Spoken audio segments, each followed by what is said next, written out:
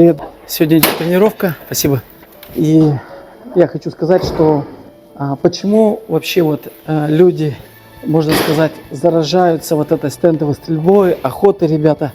Потому что это очень, не то что заразное, да, как вредоносное или паразитическое какое-то состояние, как человек-наркоман и не может с этим отвыкнуть. Ну, потому что идея простая, ребята. Каждый человек у нас добытчик, каждый мужчина стреляет,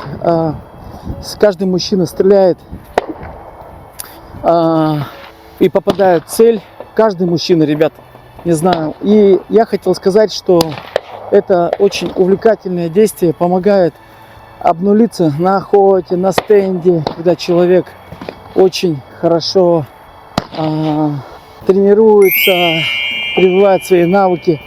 И когда человек приходит сюда на стенд, он, ребята, разгружается вынужденно разгружается, ребята. Почему вынужденно? Потому что если ты, допустим, не сконцентрируешься самообладанием на стрельбе, то ты промажешь.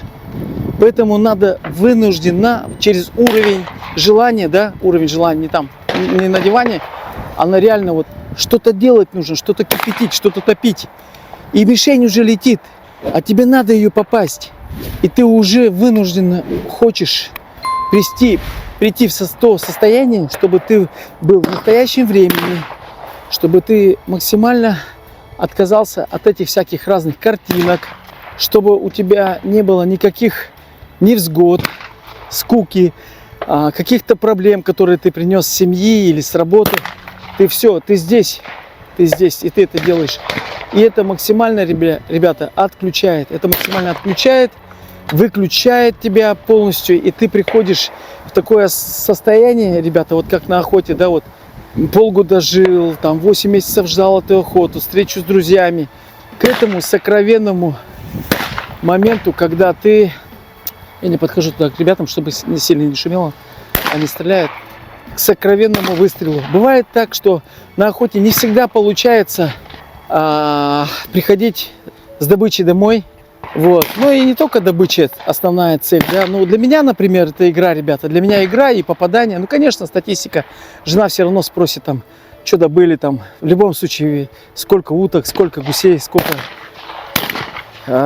ведер, ягод, сколько там грибов, 5-10. Всегда спрашивают статистику. Но, ребята, всегда мужчина, он хочет попадать, друзья. Именно этот процесс. Когда 8 месяцев проходит, человек, он или 6 месяцев проходит, да, с сезона в сезон, он ждет этот сокровенный момент, сокровенный выстрел. И, может быть, настиг этот момент удачный, когда королевский вылетает этот крикаш и летит боковая мишень, налетная мишень, и ты смотришь прямо хорошо.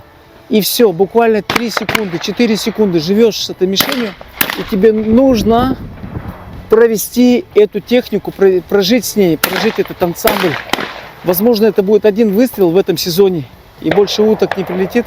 Не факт, что они летят, как в Эльдорадо, там вообще все в утках.